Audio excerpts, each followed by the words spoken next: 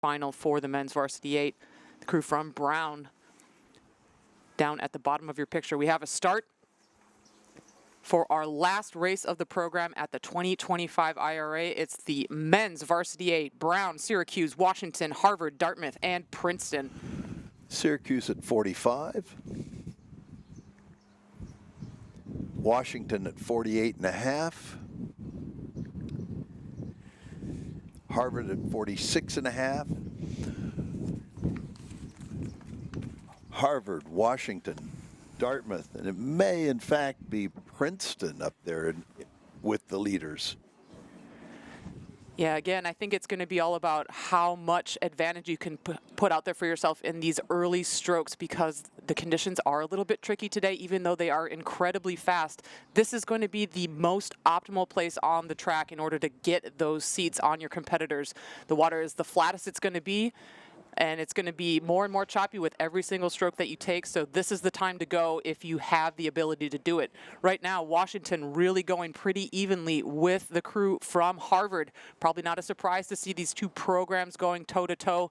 It's been a few months since we've seen these programs match up. We saw them, of course, come together in Sarasota very early on. Again, it seems like ages ago at this stage, way back in March, that they faced off then, and it was awfully close then too. Washington, of course, coming away with the win on that occasion. But does Harvard have something in the back pocket to turn around the margin here at the IRA a few months on? Well, as one might expect, Harvard and Washington are on the lead out in front of the pack, just maybe a deck length over Princeton and Dartmouth. Yeah, it almost looks like we're separating ourselves into three distinct groups, our middle lanes and then our lanes at the top of your picture, Dartmouth and Princeton holding down those third and fourth place positions, and then this very even matchup on the bottom of your screen between Brown and Syracuse.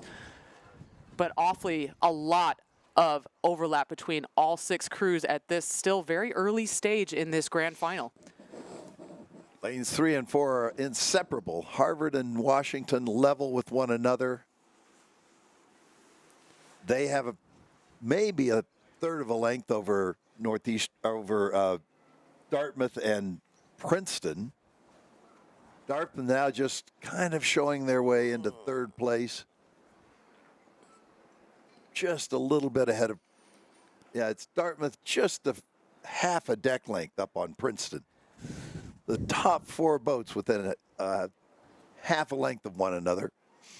Yep, I think Washington is going to come up against a pretty big challenge as we come up to the middle of the race course. Harvard, of course, known now to have a very strong move that they are able to launch here at the halfway point, and we're looking at it manifesting right now as Harvard is just starting to draw level and bringing right along with them this crew from Dartmouth, who have also been very strong in the second half.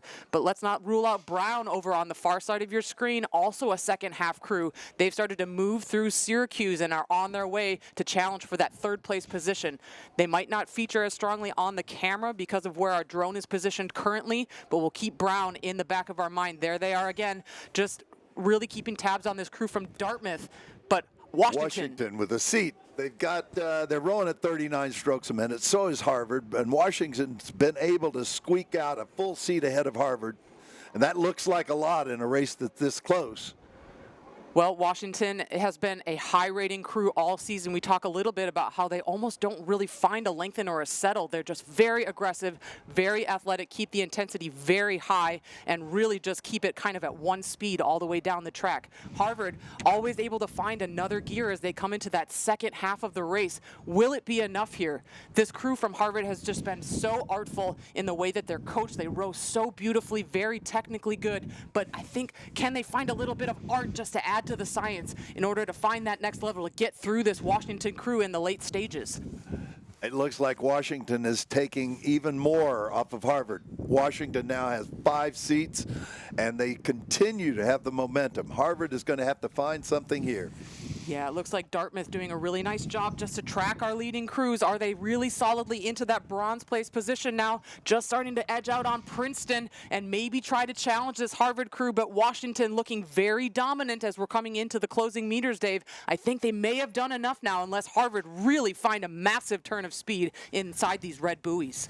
Well, then Dartmouth is coming. Dartmouth is coming on Harvard. They are just off of Harvard by maybe a deck or a little bit more, maybe 2 seats. Yep, and here comes Princeton as well, coming right along with Dartmouth. It's just a seat or 2 deficit for the Tigers on the big green. Dartmouth really charging hard and challenging Harvard for that silver medal. I think it might just push them back on Washington. I think Brown is out of the conversation at this point, but these 4 crews, Princeton, Dartmouth, Harvard, and Washington, all charging for the medals. I think it might just be a repeat for Washington as we come up to the line. Will they defend? Washington, Harvard, Dartmouth. Then comes Princeton in 4th, Brown in 5th. Yeah, Brown not just able to manifest the speed they needed in that second half to match the pace of those crews from Princeton and Dartmouth. But wow, tremendous effort from Washington just to anticipate that big push that they knew was going to come from Harvard and from Dartmouth.